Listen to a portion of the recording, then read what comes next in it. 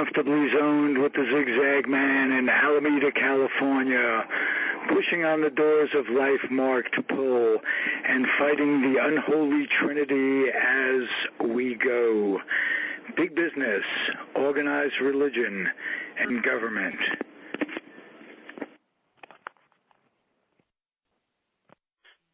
I am back, and you are comfortably zoned with me, the Zigzag Man, in Alameda, California, right across the bay from San Francisco in the northern part of the great state that I love.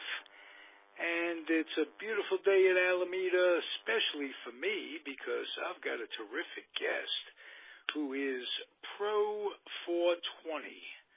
That's how the kids say it today, isn't it? Sharon Golden, how are you? I'm doing very well. Thank you for having me.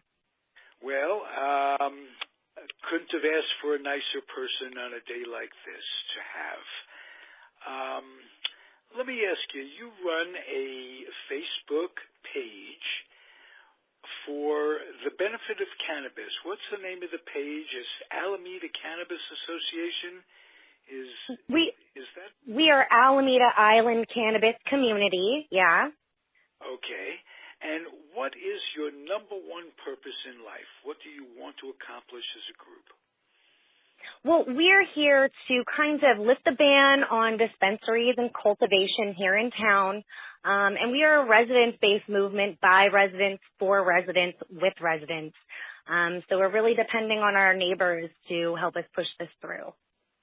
Okay, now the ban was put in force when there was prohibition, and now that that's kind of gone away, we're in a kind of a stage where it's a taint. It ain't legal and it ain't illegal until January 1st. And you're trying to get it together with the powers that be in city government to license certain vendors to sell cannabis products of all sorts, not just smoke, but soaps and all kinds of things that are cannabis included. And is there a problem with the city government that, are they licensing? Are they holding it off? Are they? Yes. Yeah. They are. Well, hold on. No, I was just going to kind of jump in right here. So just to kind of clarify, so the ban on dispensaries kind of happened in around, if I'm not mistaken, 2009, 2010. There was a medical cannabis dispensary that was opened up on Webster. And from doing my research, it just seemed like they weren't really an active part of our community. They had done what every other dispensary really had done at the time. They had filed with our city for a general use retail permit. And that kind of had put a bad taste in the city council members at the time. They had felt like that dispensary owner should have been more forthcoming with the type of retail use that they were looking for. So there was the city ended up shutting them down, and then shortly thereafter there was a moratorium which basically banned the cannabis dispensaries, and then within about a year they chose to officially go ahead and write an ordinance that banned dispensaries. Then in January of last year they decided to ban cultivation on the island. So that just to clarify that part. And in terms of the licensing, I've been kind of, as a constituent, it's been really easy for me to just reach out to my electeds, right? I'm an avid voter, so I've always went in and voted for our city council and our mayor as well. So I basically just reached out to them when we had very first started back in March, and just basically opened up the dialogue with them, let them know that, our Facebook group was here. At the time, we'd only had 150 members, and now we're almost up to 400 members. So so that's where the dialogue kind of started. And then recently, our mayor, Tricia Spencer, who is a triple negative breast cancer survivor, started Diffusion right around the same time that we had started our group. So coincidentally, it was, I mean, I don't want to say great timing because she is going through a medical process, but it was great timing in terms of our group because she decided to kind of pick up the issue and spearhead it even further. We had council member Odie who had put a referral back in November. It's kind of been left at the wayside for the past 6 months. Granted, we have a lot of really important issues that have been kind of coming up. So it was really understandable, but the mayor is definitely going to be pushing this forward a little bit harder. She has a referral that she is dropping tomorrow night, June 6th, at the city council meeting. So we're going to be having an action there, actually. And I encourage all of your listeners to come out and show up in support of us. But her referral was a little bit more specific than member Odie's was. It goes into zoning, which helps the business owners that are looking to open kind of gauge where they should be looking into open if the city council decides to go ahead and start with the permit application process. So we don't exactly know. I was kind of getting into that last part. We don't exactly know if the city council is going to decide to go ahead and approve of medical cannabis or adult use cannabis businesses.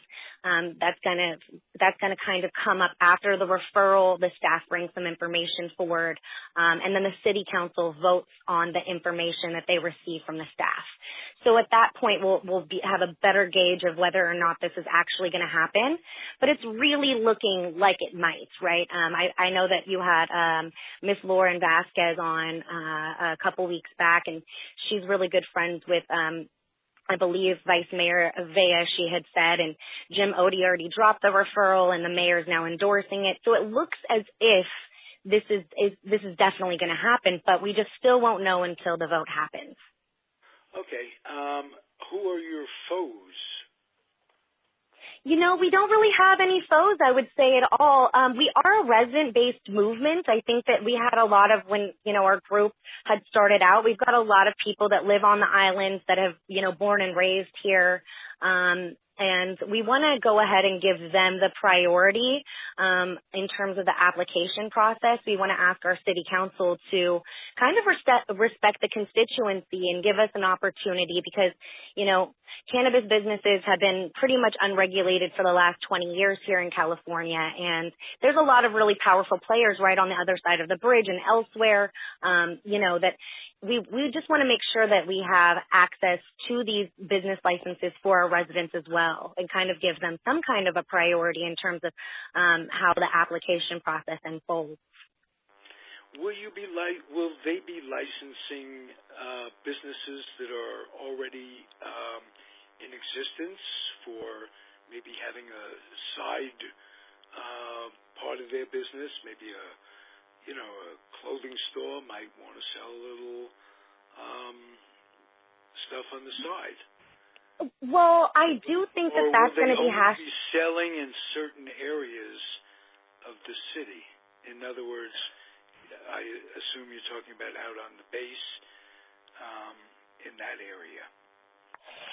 So the zoning part of the staff report that I'd mentioned in the referral, that's really important to find out exactly where the city wants these businesses to go. So that will be answered there. And in terms of what business does what, some of that's hashed out at the state level. Like I know you can't be both a medical facility and an adult use facility, or at least that's how it's looking right now. I don't know that 100% yet because they're still doing there's a notice of proposed rulemakings at the state level right now that haven't been confirmed yet. But, in terms of... When it's legal for adult use, what is the major pulling point for medical marijuana at that point? Because if it's legal for everybody, why medical marijuana staying in business?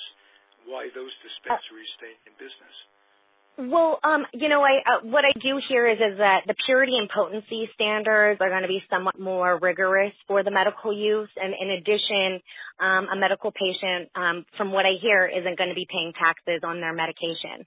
So the adult user might pay anywhere from 10 to 15% taxes for their medicine, and the medical patient won't be held to that same taxation for their for Now, I'm for a their medical medicine. patient now, and I am paying taxes.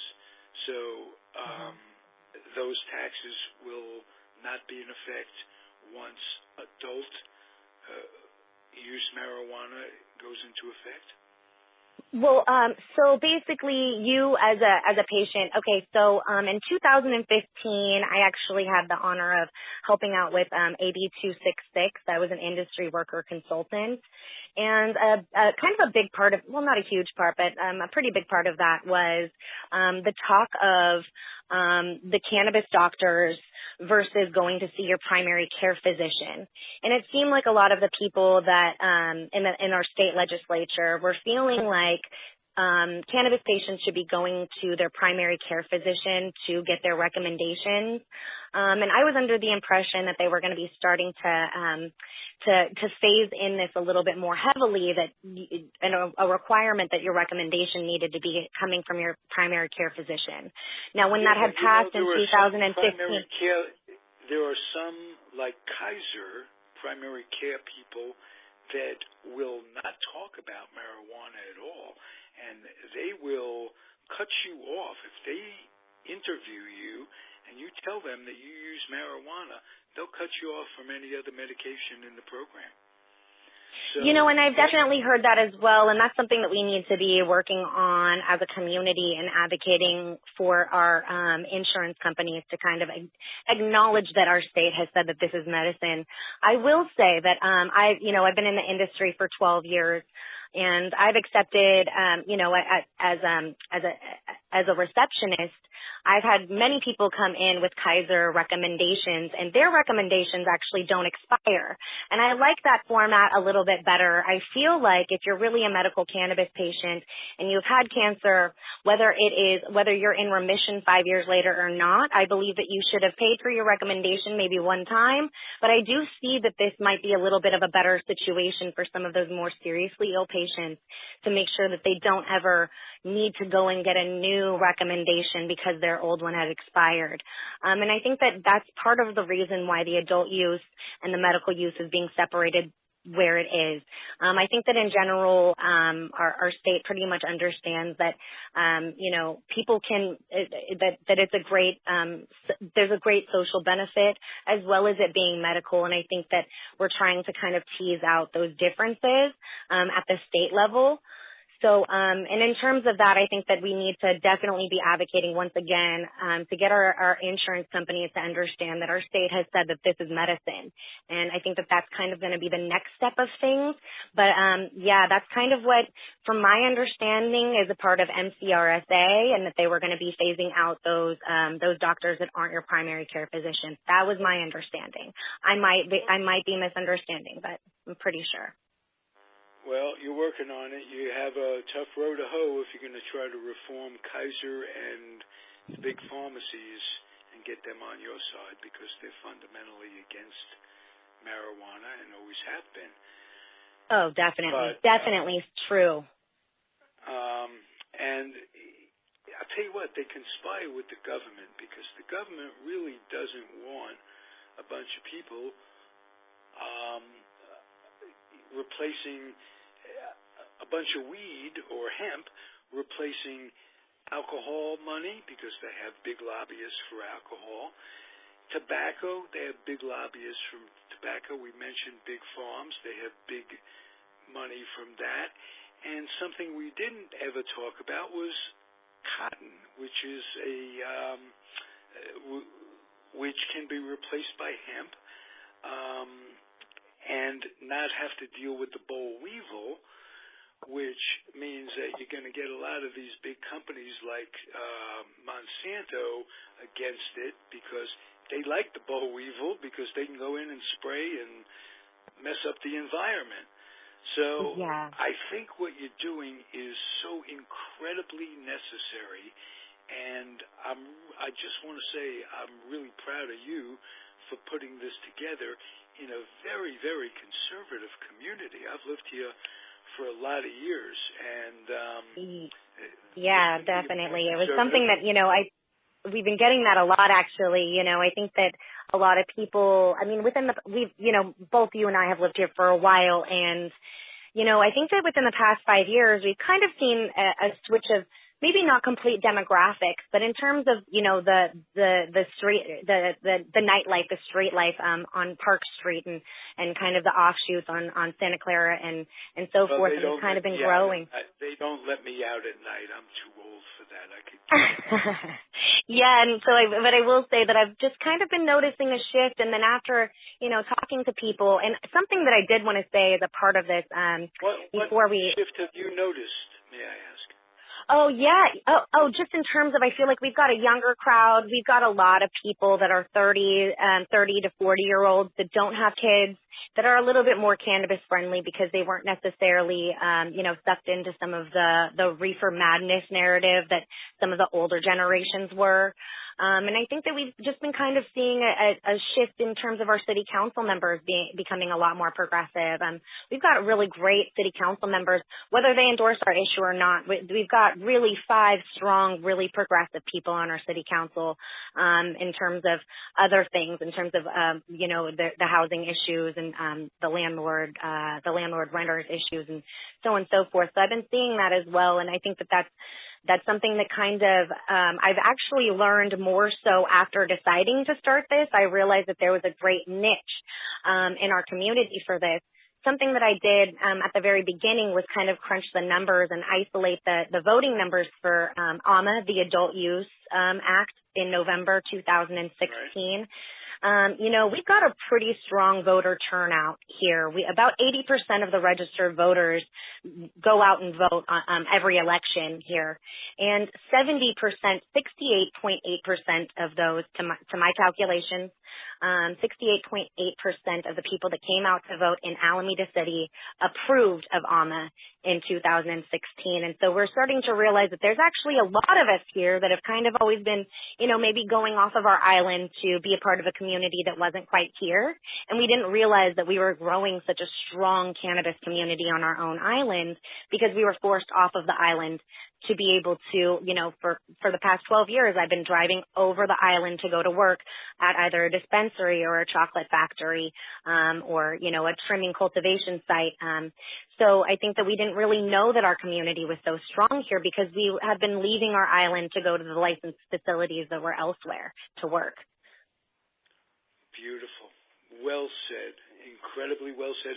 And I'm so happy that the shift is real, and that because I'm an old guy, and to get this far, I can remember when smoking a joint in Texas could get you 20 years.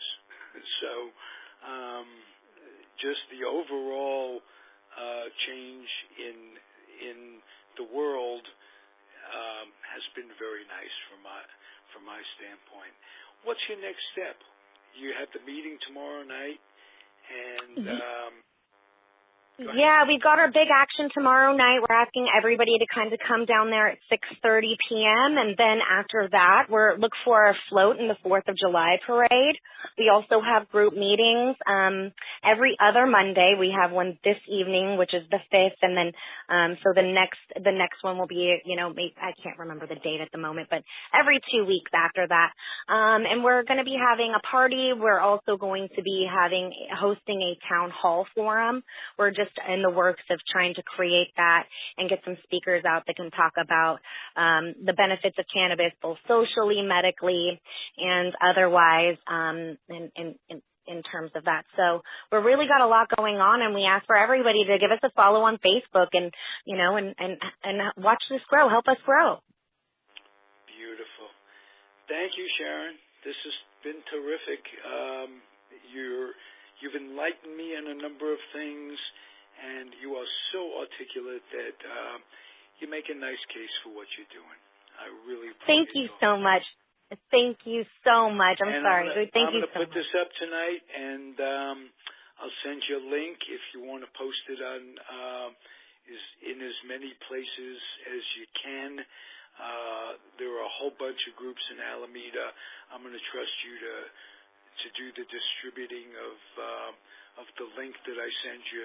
But and this will get the word out a little bit, and that's all I can do. Yeah, thank you so much. Thank you. Sharon, I'm going to end the segment, and I'll do it the same way I do every other segment. I'm going to implore you to keep your dreams wet, keep your humor dry, keep your kids out of military recruiting stations. It's very important. Grandkids too. Yes.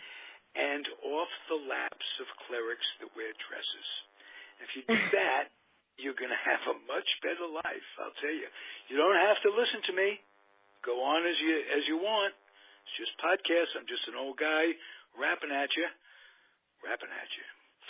All right. Thanks, Sharon. This has been cool. I really enjoy your company.